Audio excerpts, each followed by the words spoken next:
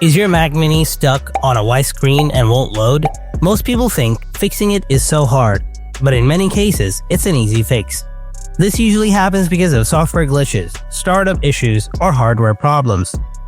In this video, I'll show you how to fix the Mac Mini white screen issue. So let's fix it right now. Solution 1.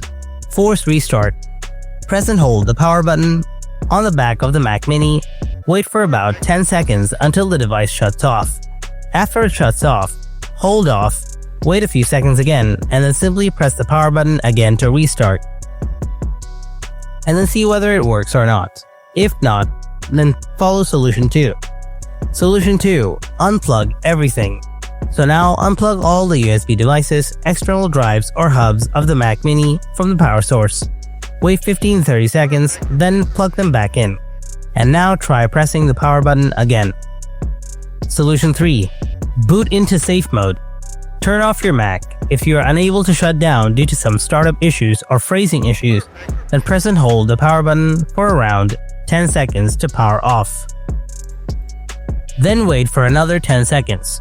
Now press and hold the power button until the startup disk and some options appear. Now release the power button. Next, select your startup disk, and after that, press and hold the shift key. You will see a button called Continue in Safe Mode. Click on it, wait for a while. You will see your login screen, and after successfully doing it, you can see a red color Safe Boot text in the top right corner. Now log in to your accounts, and that's it. Hope your issue is fixed by now.